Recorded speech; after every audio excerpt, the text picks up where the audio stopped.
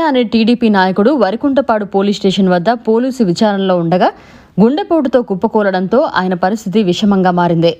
Police వేధింపులతోనే Perayya గుండెపోటుకు గురయ్యారని గ్రామస్తులు పెద్ద ఎత్తున పోలీస్ స్టేషన్ ముట్టడికి ప్రయత్నించారు.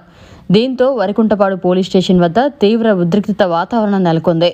పోలీస్ స్టేషన్ ముట్టడికి గ్రామస్తులు ప్రయత్నంతో పరిస్థితులు నిరువుగప్పిన నిప్పుల్లా మారాయి. గత కొన్ని రోజులుగా నెల్లూరు జిల్లా ఉదయగిరి నియోజకవర్గం వరికుంటపాడు మండలంలోని జడదేవి, వరికుంటపాడు మండలం జంగారెడ్డిపల్లి, ఆండ్రవారిపల్లికి సంబంధించిన ప్రజలు తమ ప్రాంతంలో మైనింగ్ చేపట్టవద్దని, మైనింగ్ వద్దు ప్రాణాలే ముద్దు అనే నినాదంతో పెద్ద ఎత్తున నిరసన కార్యక్రమాలు చేపడుతున్నారు.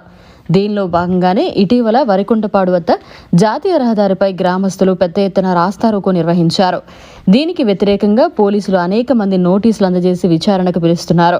ఈరోజు ఉదయం పేరయ్యను వరికుంటపాడు పోలీసులు బలవంతంగా పోలీస్ స్టేషన్కి తీసుకెళ్లి విచారిస్తుండగా పేరయ్య ఒక్కసారిగా గుండెపోటుతో కుప్పకూలడంతో ఆయన పరిస్థితి విషమంగా మారింది.